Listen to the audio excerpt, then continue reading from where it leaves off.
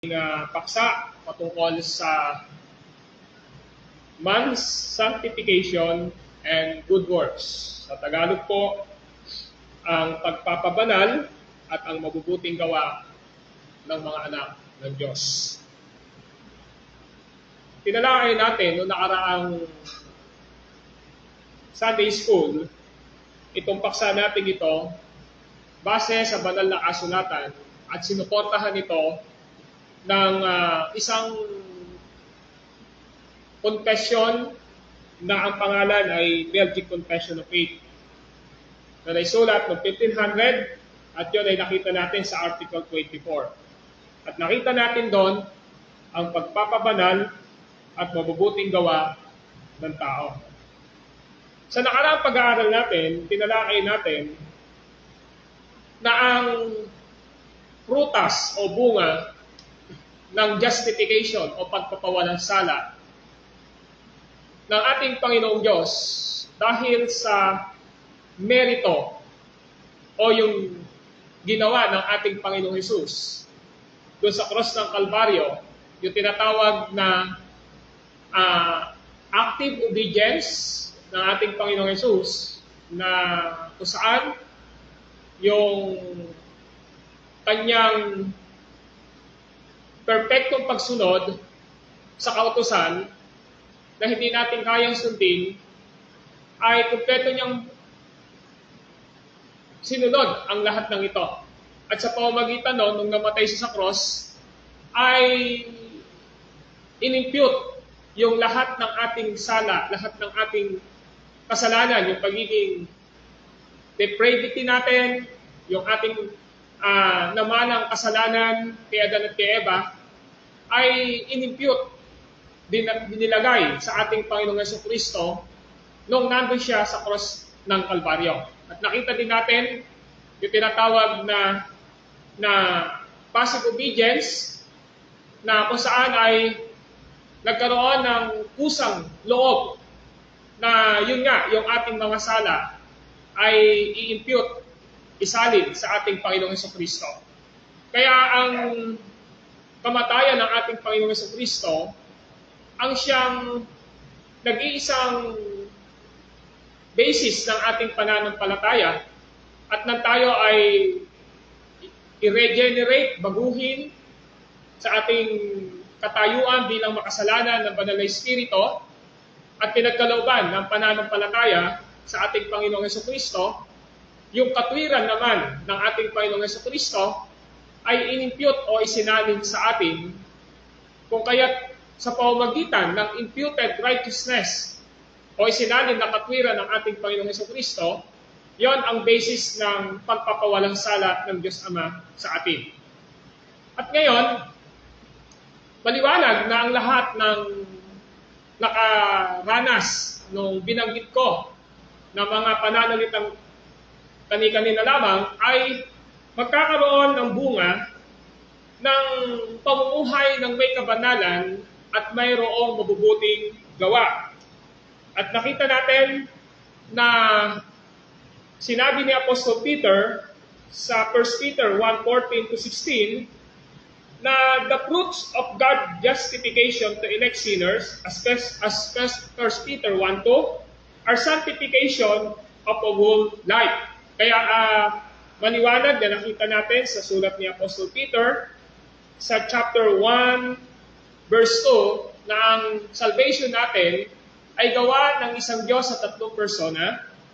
At matapos tayong mapawalang sala, ang kabuuan ng buhay natin ay patuloy na sinasanctify yung pagpapabanal o yung pinagiging banal ng ating Panginoong Diyos sa ating pamumuhay dito sa lupa. At nakita natin na Apostle Peter was warned against those who taught a continuing sin in the midst of trials and temptation. Nakita natin doon na si Apostle Peter sa kalagitnaan ng pagsubok na dinadaanan ng mga mananampalatayang sinulatan niya dito sa 1 Peter, ay tinuturuan niya na huwag magkasala sa pamamagitan ng pagtalikod o o suway sa salita ng ating Panginoong Diyos. At isa sa nakita natin ng ating pinag-aralan sa nakaraan nating Sunday class ay the Lord called His people to sanctification. Nananawagan ng Diyos sa kanyang bayan, sa lahat ng kanyang mga anak, na mabuhay sa patuloy na kabanalan ng kanilang buhay. At yan ay nakita natin sa Ezekiel 36 verses 26 to 27. Para sa mga pagre-review dito ay maaari nating tingnan ito sa ating Facebook account o kaya naman ay sa ating YouTube channel. Ngayon, patuloy nating titingnan yung unang bahagi ng ating tinalakay nung nakaraang Sunday, subalit hindi natin siya nakumpleto o natapos. At ang Roman numeral number 1 ay ito. When the Lord regenerate a person, meaning immediately the fruit of sanctification will become visible to them. So, dito pinapakita kapag ang Panginoon binago o binorn again ang isang taong makasalanan, agad-agad ang prutas ng pagpapabanal o kabanalan ay makikita sa kanila.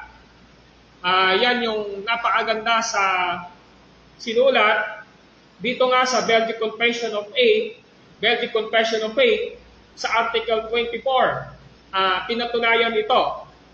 And I quote, ang sabi po ay ganito, sumasampalataya kami na itong tunay na pananampalataya na kaloob sa tao sa pamamagitan ng paikinig ng salita ng Diyos at pagkilos ng Espiritu Santo ay muling binuhay at binigyan ng bagong katauhan at kakayahang makapamuhay ng bagong buhay at pinalalaya siya sa kasalanan.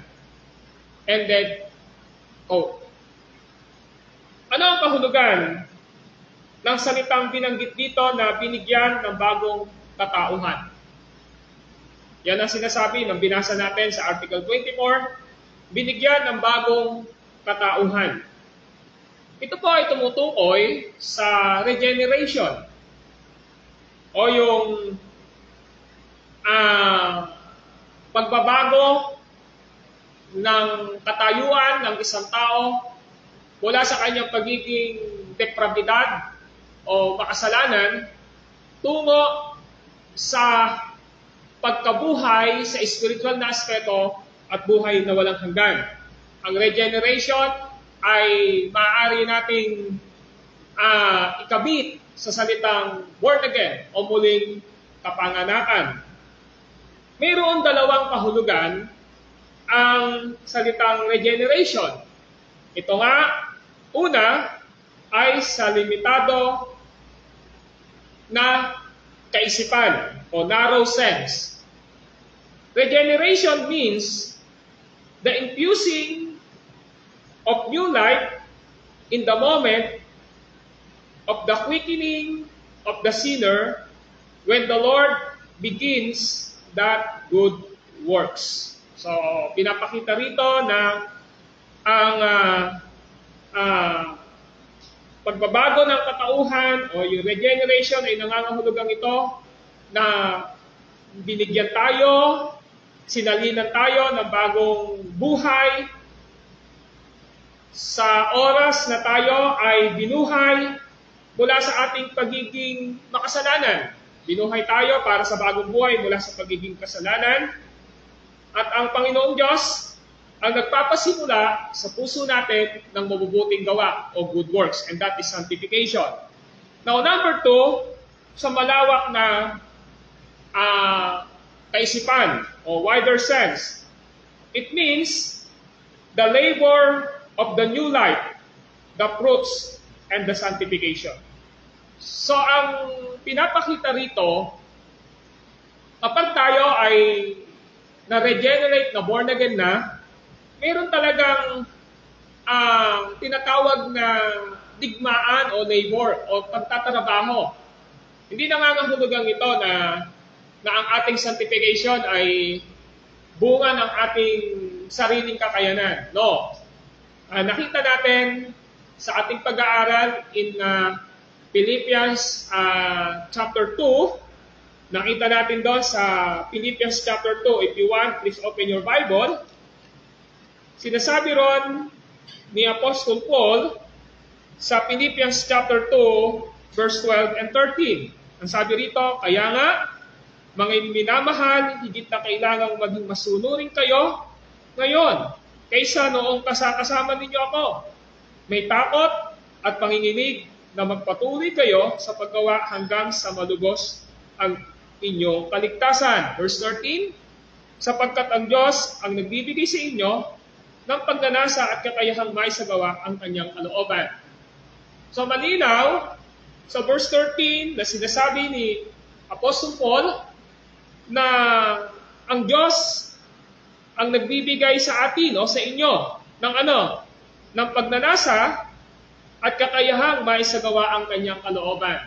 So ibig sabihin, if sanctification is the work of God sa ating panloob na pagkatao, sa ating tinatawag na pleasure and desire at kakayahang maisagawa, meron tong magiging bunga at ang bunga nga ho ay ang verse 12.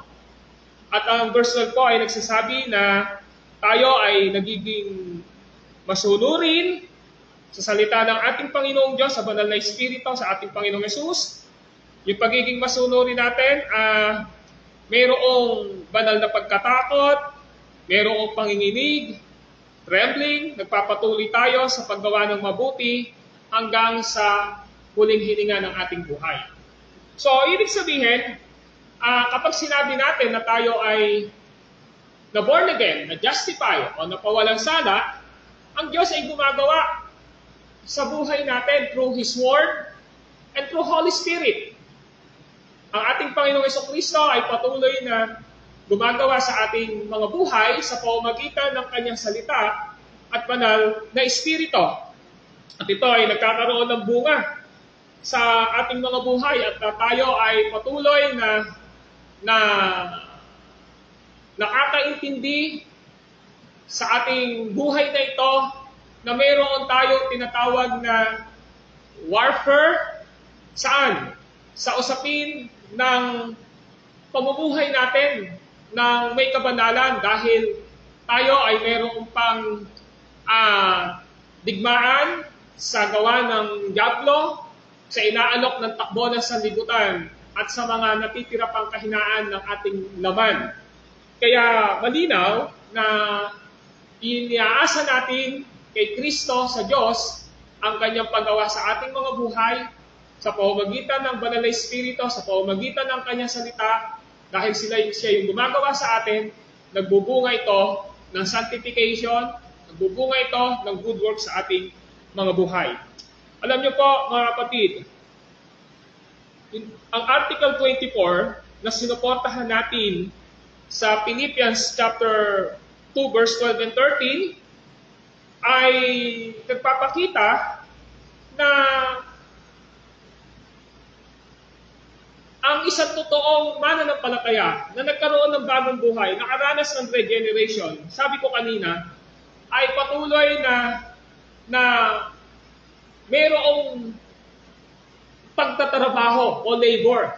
Nagle-labor siya, nabunga ng banal na Espiritu sa kanyang buhay, na magkaroon siya ng prutas ng kabanalan, magkaroon ng prutas ng buhay na walang hanggan. At isa sa napakaganda na dapat nating maintindihan dito ay ang sinabi ni Apostle John sa 1 John chapter 5. Buksan natin ang ating Biblia sa unang Juan, kabanatang 5. Ang sabi mo rito sa unang Juan, kabanatang 5, Ang talata po ay 1 hanggang 2. Once again, 1 John chapter 5, verses 1 and 2. Inaaring mga anak ng Diyos ang sumasampalatayang si Jesus, ang Mesaya, at ang sino mang umiibig sa Ama ay umiibig din sa Anak. Ito ang palatandaang iniibig natin ang mga anak ng Diyos, kapag iniibig natin ang Diyos at tinutupad ang kanyang mga utos. Pinapakita rito, mga kapatid, kapag tayo ay binigyan ng pananampalataya at naranasan natin ang pagpapawalang sala, tayo ay itinuturing na mga anak ng Diyos. Ano yung magiging bunga ng pagpapawalang sala at pagiging anak ng Diyos natin? Ang sabi ng verse 1, the fruit is love, the Father and Son. Sabi ng verse 1, inaaring mga anak ng Diyos. Tayo ay pag-aari na, binigyan na ng karapatang maging anak ng Diyos kapag tayo ay sumampalataya sa ating Panginoong Hesus. At dito makikita natin na ang ating pagsampalataya sa ating Panginoong Hesus at sa Diyos ay pag-ibig. At ang sabi rito, ang palatandaan ng natin bilang mga anak ng Diyos, kapag iniibig natin ang ating Diyos Ama at ang ating Panginoong Hesukristo. At paano natin ito nararanasan? Sa pamamagitan ng pagsunod sa kanyang mga salita. So maliwanag yan, pinapakita dito, love the brethren is the fruit of love to God and His commandment. So one of the fruit ng sanctification o ng kabanalan na pamumuhay ay ang pagmamahal natin sa Diyos at ang pagmamahal natin sa ating kapwa. So malinaw yan sa 1 John 5, 1 and 2.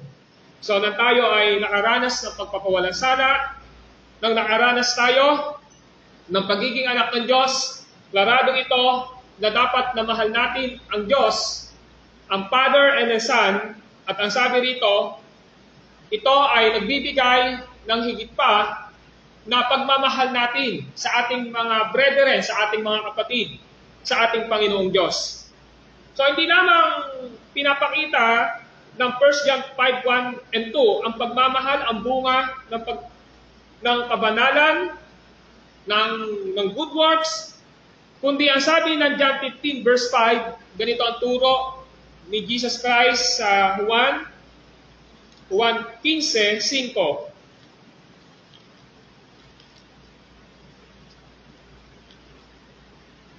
Ang sabi ng Juan 15:5 ay ganito, ako ang puno ng ubas, kayo ang mga sanga. Ang nananatili sa akin at ako sa kanya, ang siyang namumunga ng sagana, sapagkat wala kayong magagawa kung kayo'y hiwalay sa akin. So, klarado rito na ang lahat ng napawalang sala at inugpong sa pananampalataya sa ating Panginoong Jesucristo ay magkakaroon ng bunga sa kanyang buhay. Kaya ang sabi diyan, ang nananatili sa akin, nananatili sa pananampalataya kay Jesus, at si Jesus naman ay nasa kanya, nananatili sa kanya, ang sabi ron, yung taong yon, siya ang namumunga ng sagana. Ano ba yung bunga ng saganang yan? Yan ay good works, yan po ay sanctification. Mabubuting gawa at pinagiging banal. At ang sabi doon, sapagkat wala kayong magagawa kung kayo hiwalay sa akin. So, ibig sabihin, ang isang tao na hindi nakaduktong sa ating Panginoong Hesus, ang isang tao walang pananampalataya sa ating Panginoong Jesucristo, ay walang makikitang kabanalan o good works sa kanyang buhay. Kaya malinaw ho na pinakikita ito ni Jesus Christ. Sa Mateo chapter 5, verse 14 to 16, ganito ang pagkasabi ng ating Panginoong Jesucristo. Mateo chapter 5, verse 14 to 16. kayo'y ilaw ng sanlibutan.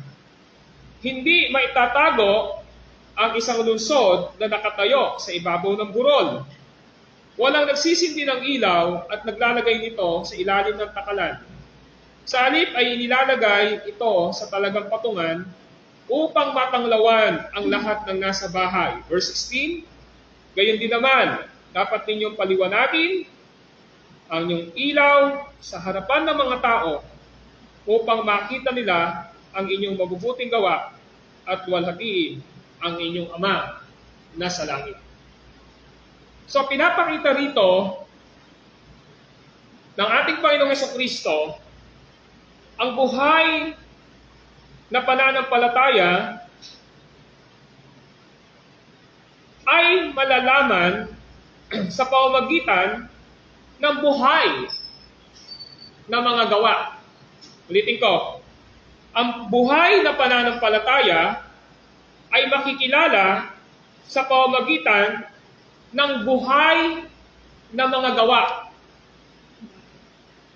Nang tayo ay itinanim sa ating Panginoong Jesucristo sa pamamagitan ng pananampalataya bilang sanga na nakakabit saan? Nakakabit sa puno. Kung gayon, tayo ay magkakaroon ng bunga. So magkakaroon tayo ng bunga. So maliwanag na sa John chapter 15 verse 5, ang buhay na pananampalataya ay makikilala sa pamamagitan ng buhay na pagkilos na tayo ay idinuktong sa ating Panginoong Jesucristo sa pamamagitan ng ating pananampalataya bilang sanga sa puno, makikita ho sa buhay natin ang good works o ang sanctification.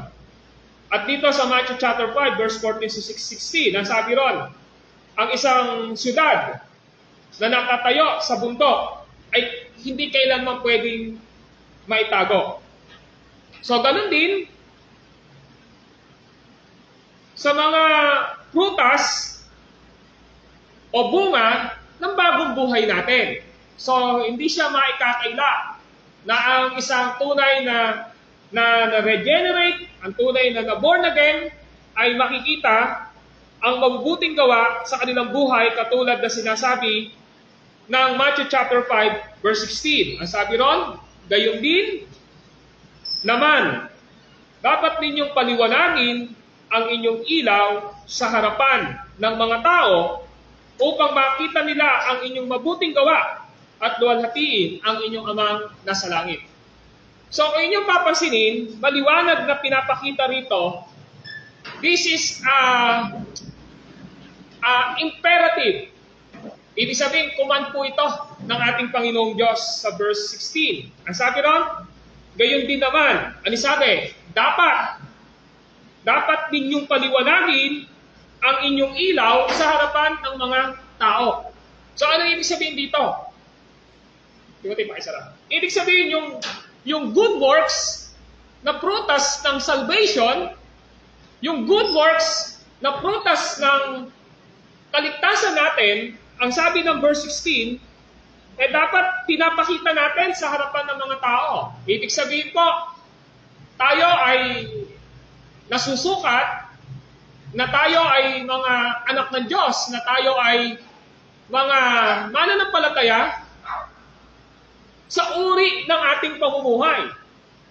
Sa uri ng ating pamumuhay. Kaya, si Jesus, ang sabi nga dapat ninyong paliwanagin ang inyong ilaw sa harapan ng mga tao. Di ba? Kung inyong titingnan, command to at intentional, dapat ninyong paliwanagin ang inyong mga ilaw. Saan? Sa harapan ng mga tao. Ano yung purpose? Kapag pinapakita natin ang bunga ng kaligtasan natin na tinatawag na pagpapabanal o sanctification, sa mga kahinaan ng ating laman, sa gawa ng takbo ng sanlibutan nito, ang sabi doon, naluluwalhati ang ating Diyos, naluluwalhati ang ating Ama.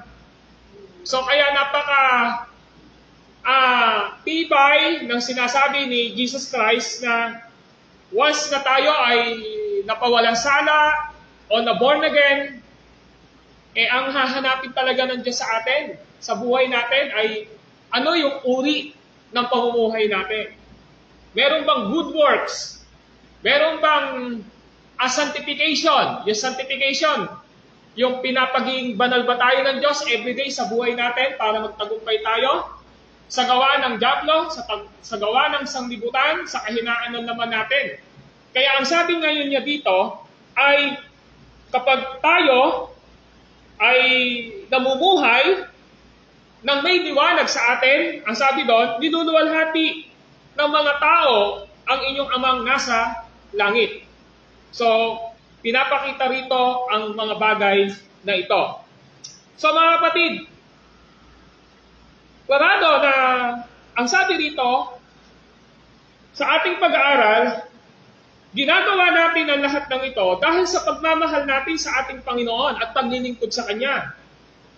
Sa lahat ng mananampalataya, na katulad natin na binigyan ng Espiritu ng ating Panginoong Diyos, ay patuloy na gumagawa ang banal na Espiritu at ang Kanyang salita upang pagtagumpayin tayo sa anumang mga kahinaan ng ating laman na pumupukaw sa inaalok ng takbo ng sanlibutan. Na ang sanlibutan naman ay patuloy na ginagamit ng diablo upang ang tao o ang mananampalataya ay mahulog sa kasalanan. Kaya konektado ho yan eh.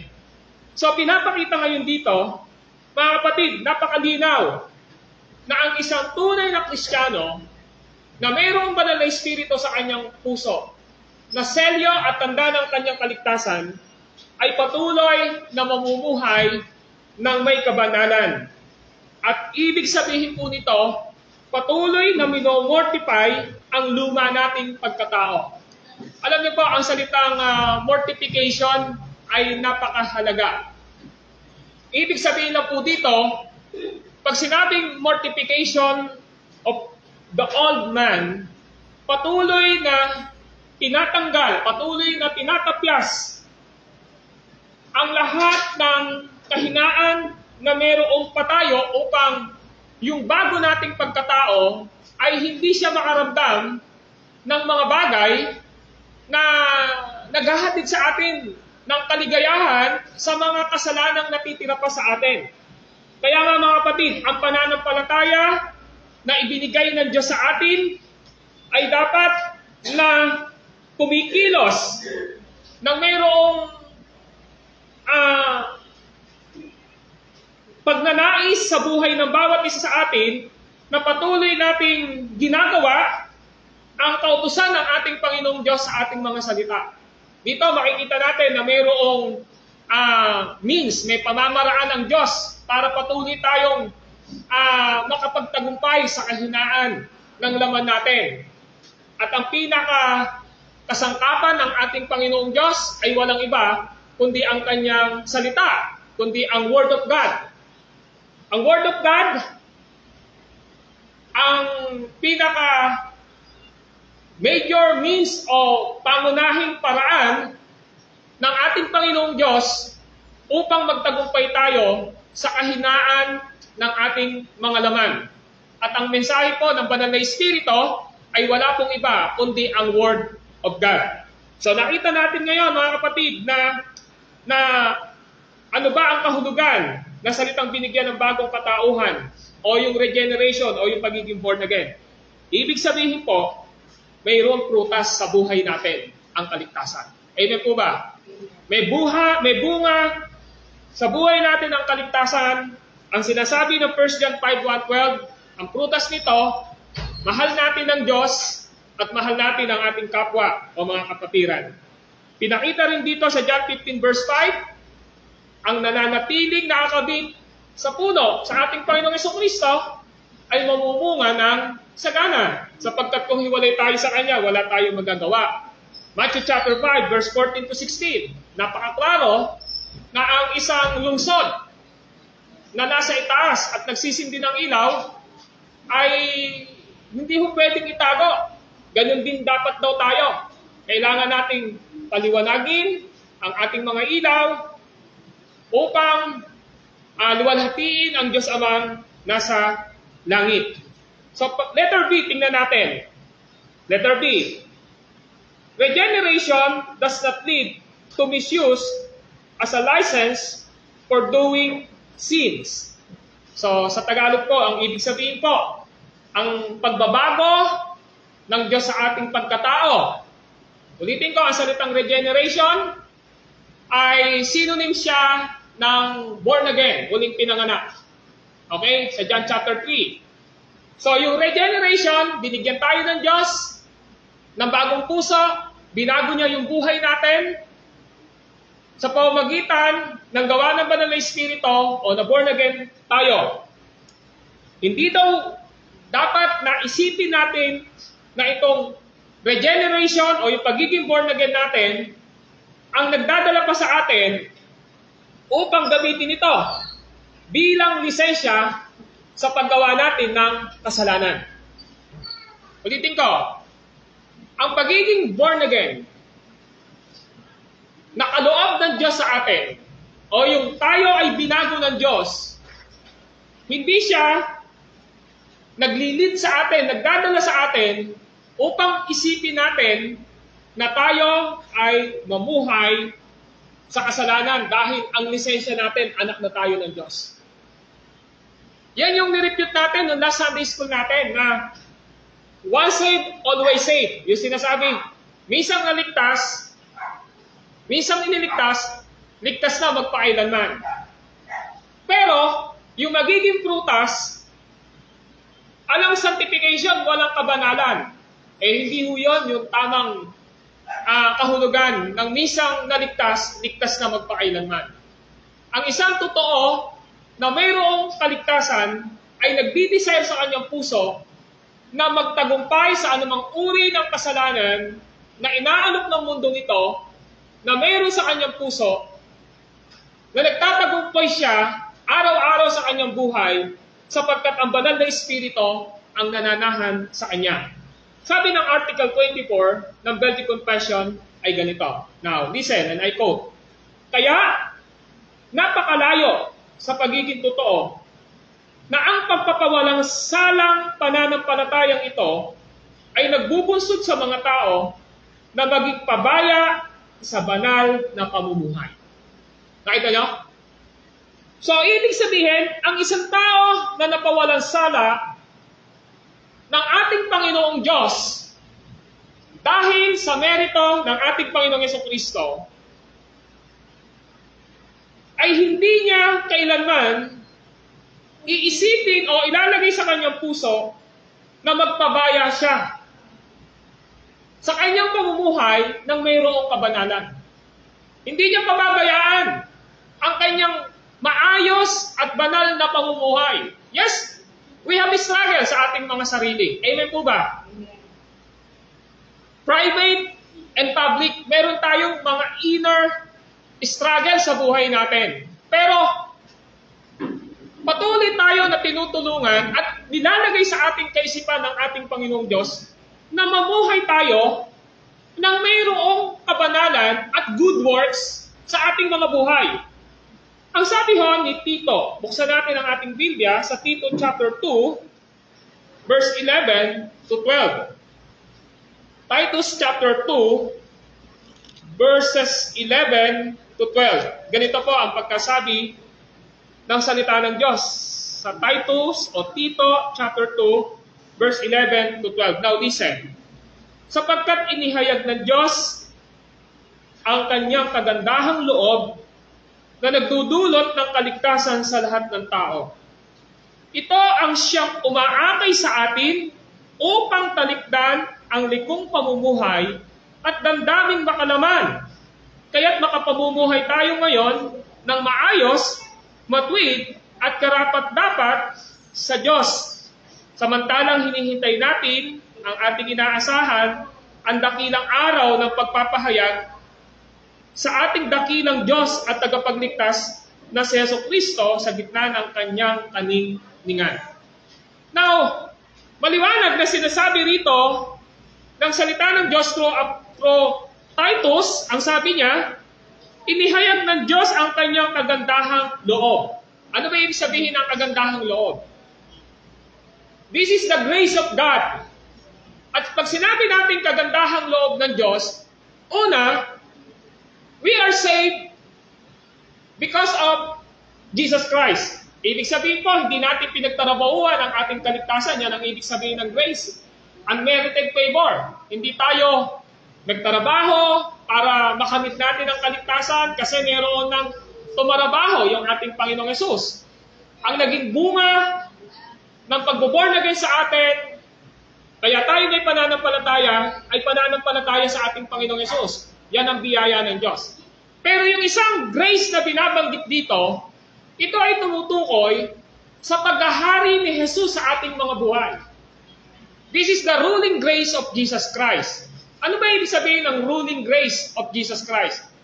Kapag sinabing ruling grace, si Jesus Christ ay naghahari sa ating mga buhay sa pamamagitan ng kanyang biyaya. At ang mas malapit na eksaktong ibig sabihin nito, si Jesus ang ating dakilang pastol. Amen po ba? So, if Jesus is our great shepherd, ang sabi ng John chapter 10, pinapakinggan natin ang kanyang tinig. Amen po ba? At sinusunod natin ang kanyang mga tinig. So, meron dalawa na pinakikita rito. Una, klarado na pinakikita sa atin dito, yung word ng ating Panginoong Jesucristo dapat dumarating sa ating mga buhay. Naririnig natin dapat na pag-aaralan natin dapat ang salita ng ating Panginoong Jesucristo, which is the Word of God. And then secondly, dapat nating naiintindihan na kapag natututunan natin ang salita ng Diyos, sinusunod natin ito sa ating mga buhay. Amen po ba? Why? Dahil ang Espiritu Santo, lahat ng mensahe niya, lahat ng patutunayan niya, ay ang lahat ng narinig niya sa ating Panginoong Jesucristo. Bago ko explain sandali itong Titus chapter 2 na ito, gusto ko hong puntahan muna natin ang libro ng Juan. Ang sabi ng ating Panginoong Jesucristo sa Book of John, buksan po natin sa Book of John.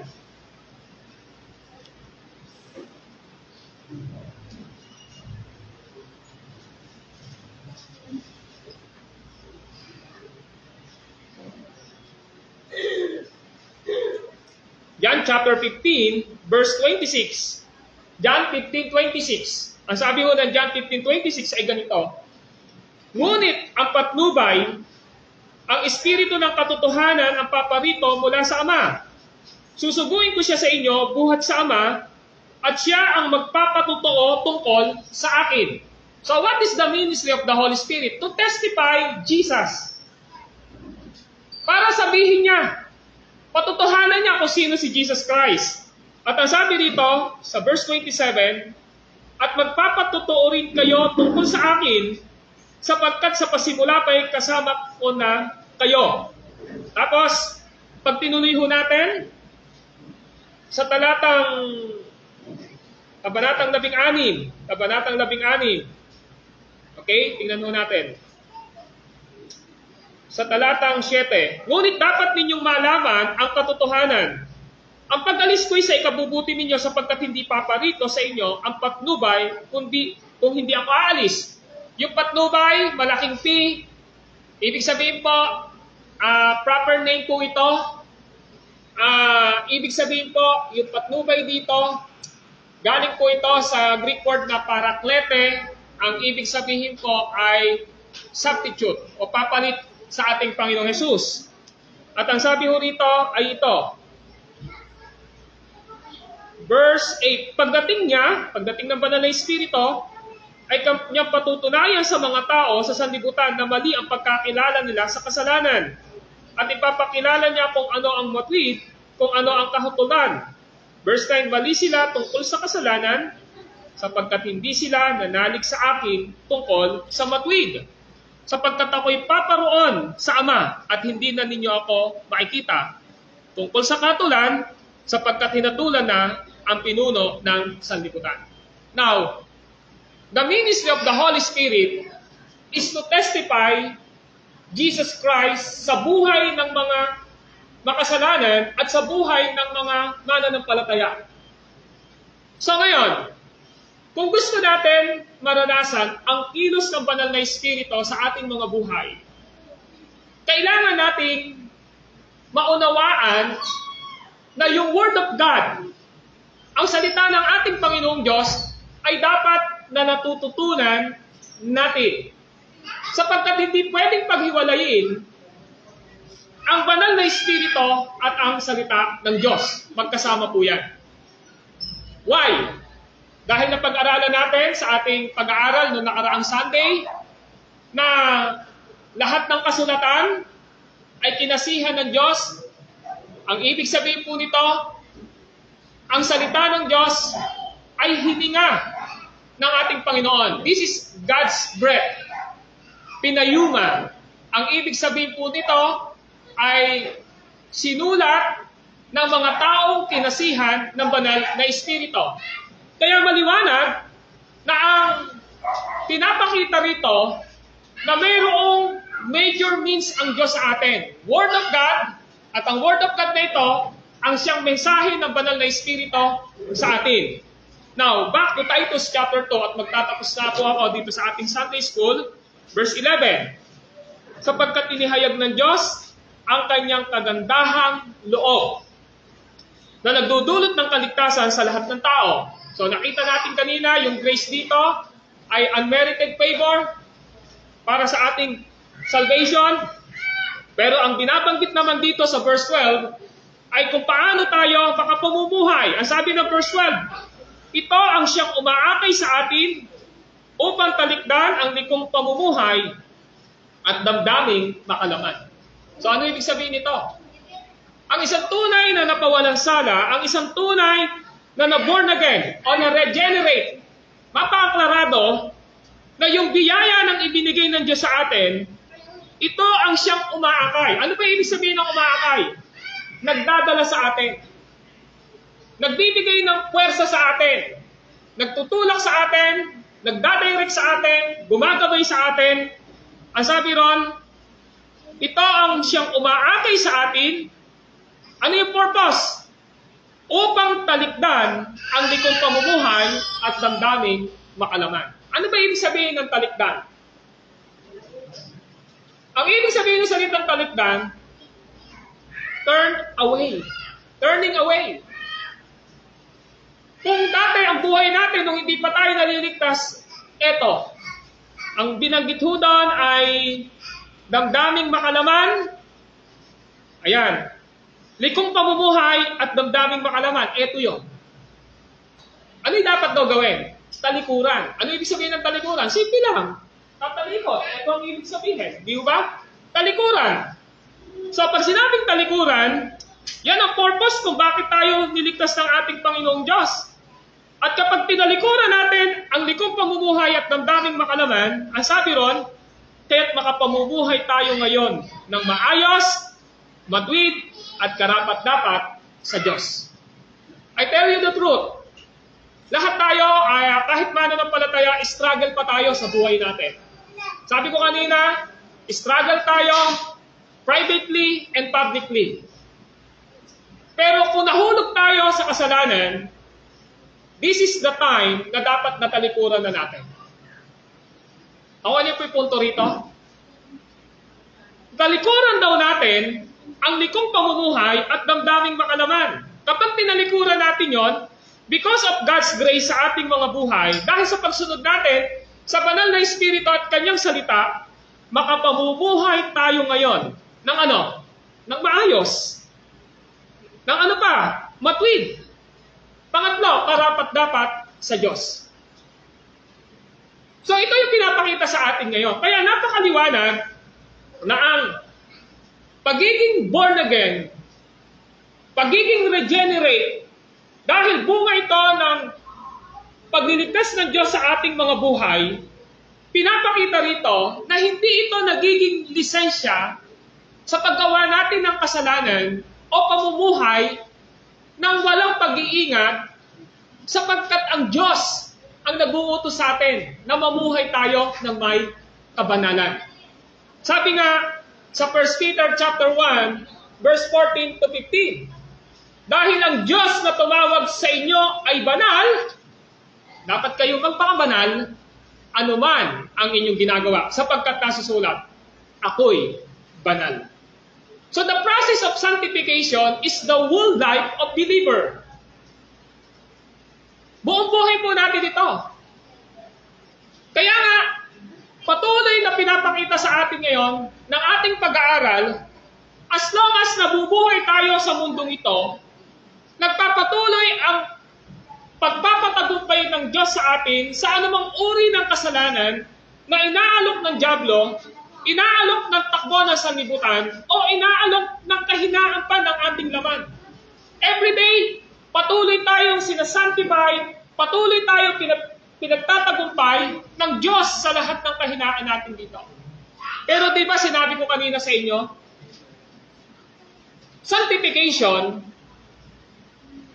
is active participation ng isang mananampalataya. We are not passive when it comes to sanctification. Ano ibig sabihin? Hindi ka magtatagumpay sa kahinaan ng iyong laman kung wala kang passion o zeal na nanggagaling sa puso mo na udyok ng Banal na Espiritu upang luwalhatiin ng Diyos sa iyong buhay. Kaya pag sinabing active, ibig sabihin, ano yung ginagawa natin bilang bahagi na bunga ng kaligtasan natin para magtagumpay tayo sa kahinaan natin. Eh narinig nyo kanina sa Philippians chapter 2, verses 11, 12, and 13. Sorry, Philippians chapter 2, verse 12 to 13. Sabi ng verse 13, ang Diyos ang nagbibigay sa inyo ng pagnanasa upang magawa ninyo ang kanyang kalooban sa inyong buhay, sa ating buhay. O, ito ang sabi ng verse 13. Sapagkat ang Diyos ang nagbibigay sa inyo ng pagnanasa at kakayahang maisagawa ang kanyang kalooban. So, naglalagay ang Diyos sa puso natin, sa ating mga puso, sa ating isipan, ng gusto niya na mangyari sa buhay natin para makapamuhay tayo ng may kabanalan at sa kalooban ng Diyos. Kaya klaro sapagkat ang Diyos ang nagbibigay sa inyo, sa atin, ng pagnanasa at kakayahang maisagawa ang kanyang kalooban. Pero ang tanong, mayroon ka bang dapat gawin? Sabi ng verse 12 ito, kaya nga, mga minamahal, higit na kailangang maging masunurin kayo. Tama po ba? So, ibig sabihin, obedience. Maging masunurin kayo kaysa noong kasama ninyo ako. May takot. Ano pa yung karuktong? Panginginig. Na magpatuloy kayo sa paggawa hanggang sa malubos ang inyong kaligtasan. So in other words, maliwanag na meron tayong active participation when it comes to sanctification. Yes, our sanctification is the work of God sa ating mga buhay. Sa pamamagitan ng Word of God at kilos ng Banal na Espiritu, pero meron tayong dapat ginagawa. Una, maging masunurin tayo. Amen po ba? Maging masunurin tayo, meron tayong takot at panginginig na nagpapatuloy sa paggawa ng mabuti hanggang malubos ang ating kaligtasan. Anong ibig sabihin nito? Hanggang sa huling hininga ng ating mga buhay. Kaya nga, sanctification is the process of our Christian life na nakakapamuhay ng maayos sa harapan ng Panginoong Diyos until the last breath ng ating po mga hininga. Amen po ba? So maliwanag, mga kapatid, ang sanctification, ang pagiging Kristiyanong namumuhay ng may kabanalan ay ini-expect ng Lord sa buhay ng bawat isa sa atin. Paano natin ngayon ito i-apply sa ating mga buhay? Paano natin ngayon ito i-apply sa ating mga buhay? Mga kapatid, maybe publicly, wala kang ginagawang kasalanan. Or else, baka meron din, di ba? Pero privately, baka meron. So, ang ibig ko sabihin puntohin dito, private sa buhay mo, pag sinabing private sa sarili mo, Sarili mo lang, public, nakikita ng mga tao, alam ng Diyos kung ano yung dapat na talikuran mo sa iyong buhay. O yung punto rito? Kailangan talikuran natin ang likong pamumuhay at ang gawaing makalaman upang makapamuhay tayo ng matuwid at karapat-dapat at may pagtatagumpay sa ating Panginoong Diyos. So ngayong umaga, ang Diyos natin ay nangungusap sa atin sa pamamagitan ng mga salitang ito na ating pinag-aaralan. At hindi ko alam kung saan ka struggle sa buhay mo ngayon. Amen po ba? Hindi ko alam ano ang struggle mo sa buhay mo ngayon. Kung meron kang struggle sa buhay mo ngayon, this is the time na gusto ng Panginoong Diyos na talikuran ito dahil sa biyaya at tulong ni Jesus ng kanyang salita at banal na Espiritu.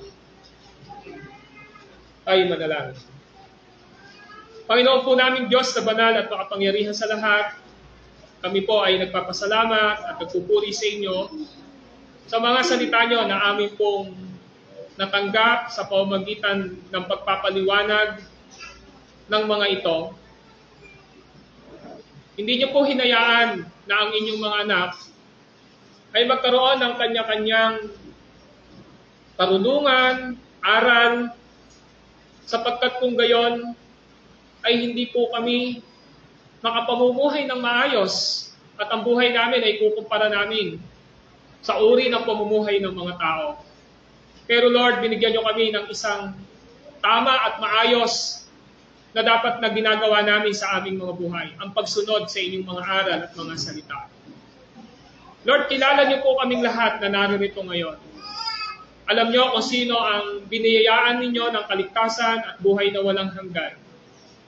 At ang nais niyo po ay magtagumpay kami sa aming mga kahinaan. Magtagumpay kami sa anumang mga nagiging tanikala ng pang-araw-araw na buhay namin na mali, kasalanan, kabuktutan, o anumang klase ng maling ginagawa. Ang nais nyo ay maging malaya kami. Maging malaya kami sa pamamagitan ni Jesus, ng kanyang salita at ng kanyang banal na Espiritu, upang magkaroon kami ng kapayapaan sa inyong harapan. Magkaroon kami ng kapayapaan sa gitna ng aming mga nakakasalamuhan tao at mga kapatiran. At mangyayari lamang po yun kung ang aming mga sarili ay susunod at magpapakumbaba sa inyong harapan. At sasabihin namin, Lord, nais namin ng pagtatagumpay at tulong ninyo sa amin upang magtagumpay kami, magtagumpay ako sa mga kahinaan na meron pa ako sa pamamagitan ni Kristo at ng kanyang salita. Lord, nawa, turuan nyo ang mga kapatiran kong ito. Turuan nyo kaming lahat na naririto na magkaroon kami ng pamumuhay ng mayroon pong kabanalan. It's our prayer.